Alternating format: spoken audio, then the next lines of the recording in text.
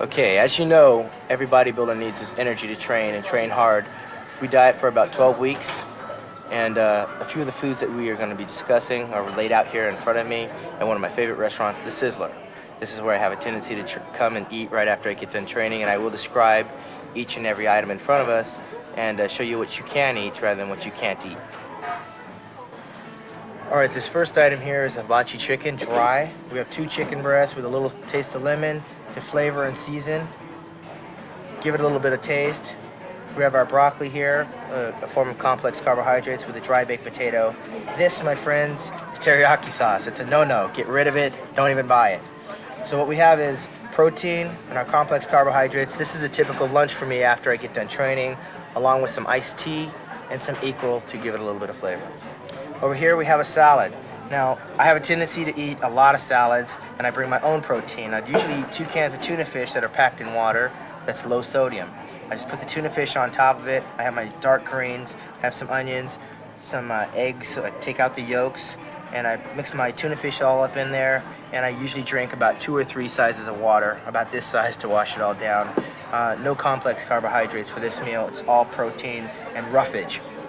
Over here, we move over into my next meal, and this is a New York steak with broccoli, no complex carbohydrates. I'm getting a lot of my energy from the fat that's in the steak, and generally speaking, I eat 2 of these. 2 steaks with a larger portion of this broccoli, complex carbohydrates, and I kind of stay away from the starchy carbohydrates at this stage on my 3rd meal of the day. Over here, we move into fish. I usually will eat my fish totally dry. This is trout, grilled. Sprinkle a little bit of lemon wedge on it just to give it a little bit of flavor. It's got plenty of protein, and I'll eat a baked potato dry, and I usually will go to the gym and train for my 2nd time after that. And I generally have about 2 glasses of water this size or an iced tea. Over here, this is my treat. This is I consider it almost like cheating. I'll have a mixed assortment of fruits immediately after I train as I prepare my dinner. I have pineapple, I have cantaloupe, I have a little bit of honeydew, some watermelon, and some grapes. This satisfies my sweet tooth and my craving for sugars.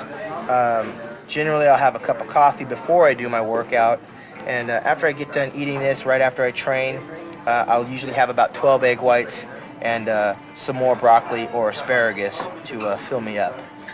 My last meal usually takes place about 10 o'clock at night, and that last meal doesn't have complex carbohydrates. I don't know how many calories I consume. I have no idea how much body fat I have on my body. I'm not very scientific. I eat when I'm hungry, and generally my emphasis is on the protein. That builds muscle.